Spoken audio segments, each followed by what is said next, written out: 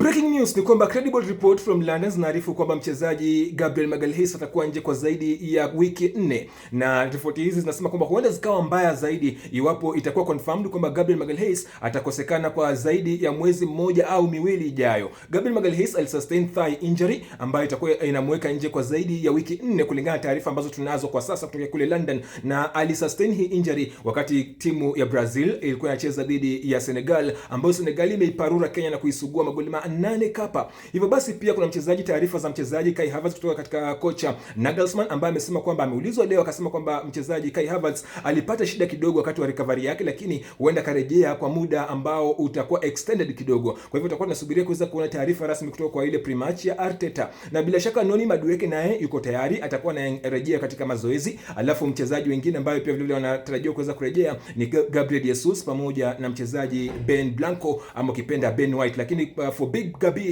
Gabi atakuwa nje kwa zaidi ya wiki 4 kwa taarifa za sasa ambazo zinasema kwamba huenda zikawa mbaya zaidi iwapo Arsenal itaconfirm ile spell out ambayo ni zaidi ya mwezi mmoja au miwili ijayo. Kwa hivyo tutasubiria kuweza kuna wiki hili Arteta akiconfirm ni siku gani ama siku ngapi ama ni wiki ngapi ama miezi mingapi ambapo atakuwa nje mchezaji Gabriel Magalhaes. Martin Odegaard huenda karejea katika mechi ya Arsenal dhidi ya Chelsea ambayo ni weekend ijayo, si weekend hii ambayo tunaisubiria, wala sio katika mechi ile ya Bayern Munich. Na usisahau kwamba kama unahitaji jezi ya timu yako, jezi safi zaidi, jezi maridadi sana, uwe zungumza na mimi. Ni inbox tu sasa hivi, unataka jezi ya timu gani, haijalishi penye huko Kenya hii, basi delivery itakuwa inafanywa ni free of charge. Delivery ni free na utakuwa unafikishiwa jezi yako katika muda ambao ni in 24 hours umepokea jezi yako. Wewe ni inbox tu unataka jezi ya timu gani, kama ni timu yoyote ile ambayo unataka, ni inbox tu sasa hivi, alafu nitakuwa nakujuza zaidi jinsi ya kuweza kuipata. Hizo ni taarifa kwa sasa, tusemezane na tuzungumze.